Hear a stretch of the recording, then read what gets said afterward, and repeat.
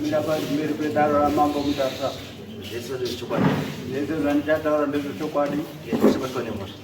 Anadaba tuone moto. Ndikanye chakone moto. Ndikanye chakone moto. Ni pandisha batu wane moto. Marani patsiro. Maria patsiro.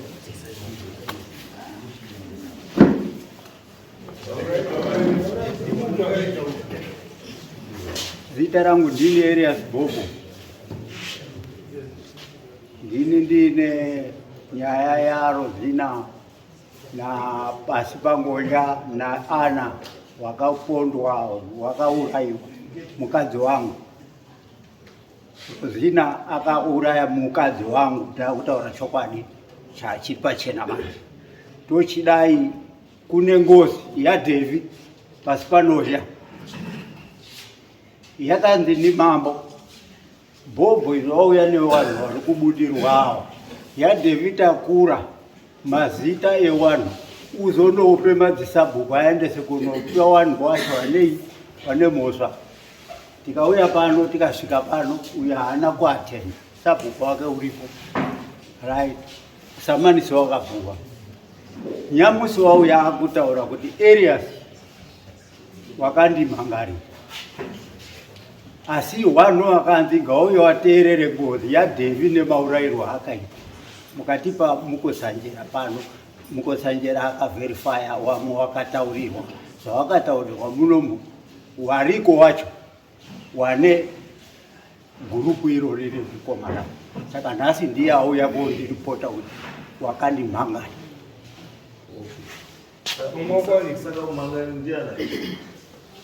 Mumhangari ndiyeyu wakawamhangara.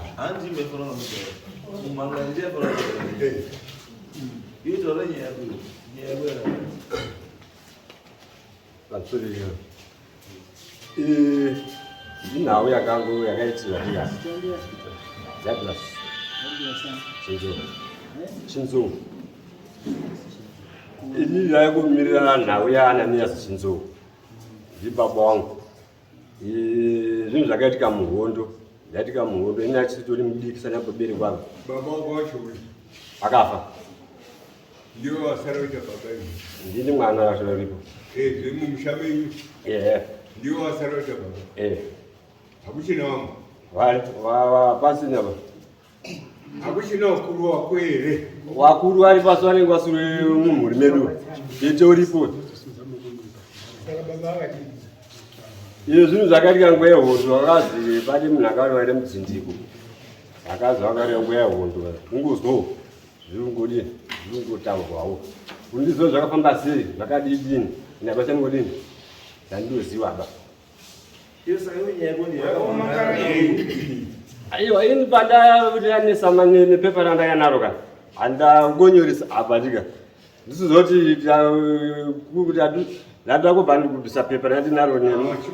Ndiwe ere wakamangara pana. Mari? Ndiwe ere wakauya kumangara. Ayo anomangara be. Wakamangara ndiya. Ile anomangara nyaya beni. Akamangara nyaya ndiya. Ndiye akatangwa nyoro na approve atika.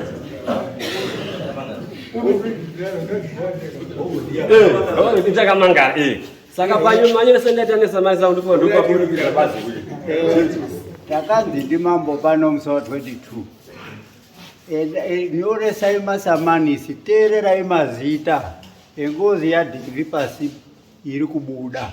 Nyoresai mazita aya, iwewe Bobo unonyoresa mazita. Wozotakura waendedza kumadzisabhuku. Wana wanodiwa pano. Kuna mukosanjera wandishamupai pano. Ndimambo. Right. Wanu warikutaura munhu arikubudirwa. Ndiwo amaunza, ndiwo mwacho. Ndiye umwacho asina kuuya musi wacho. Saka munhu wamuri kuda ndimukosanjera. Mukosanjera akatopedza. Uyu haana kuuya ba. Uyu haana kuuya ba asvika pano ndiripota inini ba. Aiwa. Izwa izvi. Imimi ndimi maripota uyu. Anyoresa pepa iri ndiani? Samoni. Samoni ndiye anyoresa. Samoni wauya naro bvaumba kwake haana kundobvira auya samanisi wakapuhwa musi wa 22 23 ere ndo pandakauya kunotora. Wakanyoresa ndiani? Samanisi svikiro rari kutaura ini ndakazi ndimambo tora mazita aya unyorese uendese kuvachisapo musazwani wauye uyana hana kuuya saka wazouya nhasi wamwese wese wamwe wese waruzviziva uyu ndiye asina kuuya aibva asvika kuno kuibva zvazvidi zvakafanana nekuti vamwe wese wakataurirwa ndimukosanjera kuti iwewe shamwari wakadai handiti saka asara kutaurirwawo nyaya yako saka uyu anofanira kumirira wani mukosanjera pasi kuti momutaura mukosanjera kuti pavanhu waya akanga asipo hwani wacho wadini auya then wotaurirwa zvinhu zvani taura titi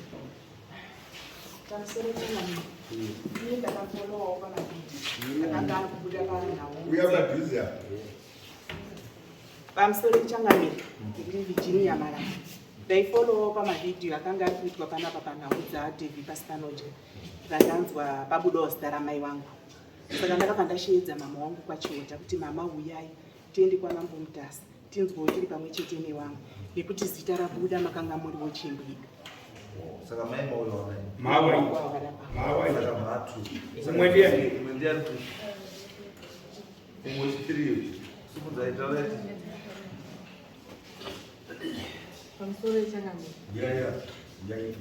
pamusoro changamira ini ndinoitwa Fiona Bobo ndiri mukunda wababa nyaya yedu yakapinda mudare mukotsanjera takamuona sekutaura kwamakaita kuti ndakudetsera mukotsanjera takaonana namukotsanjera muno panapa nenyaya dzanga dziripo dziri mbiri nyaya yebhande nenyaya yengozi yekwapasi panoje saka isusu nhasi dheti ra26 tanga tauya kuti isusu tipiwe feedback kubva kwamuri nyaya yamukotsanjera kuti zvinezvo mukotsanjera takamuona way forward ndeipi vamwe vasina kuuyaba pawakapiwa masamoni wauyawo nhasi wari mumudare asi nyaya yatatafambira nhasi yanga iri kuti takauya tapiwa dheti ra26 sedare mamiriro rakangoita vanhu vese vakapiwa masamoni vari pano kuti tizwe kuti bhande rakazoguma razvose zvakati ndingotaura mambo chake ijaji hapi imimi ndinoti mukamuwaziona nemuda nevabatsiri zvamaudzwa kunze munodzosa feedback kunoku so that mambo makes the judgment kana zvichida judgment because zvimwe zvacho mune matozwaka matoindana kunze ikoko matobvuma muri kunze matobhadhara matenda mhosva muri ikoko handiti saka mukosanjera zvaanodzira kuzonga kuti anobambo uyu neuyu nemhosva yakati nemhosva yakati vanhu vabvuma nyaya dzavo kuri kuti anotanzwa itsoke kuitirawo rekodhi yedu isusu zoti nyaya yakati zvakafamba saka ndozvatava tichifunga kuti pamwe isusu tatofunga vaizvese kwakutotijekesera kwamuri uita tatofungidzira kuti isusu mati pamukotsanjera achaunza feedback kwamuri aunza feedback kwamuri kana kuti zvati isusu tozoti because isusu pachedu patakaonana namukotsanjera apa mukotsanjera pamwe ndiye anogona kuzotsanangura kana kuti vana baba vanogona kuzotsanangura kuti zvakanzi zvakati nezvakati nezvakati asi hapana anza yakabuda kuti hongu kana kuti kwete skatadzoka zvekudai mudzoke nevidhiyo arikuya pana mai machi next year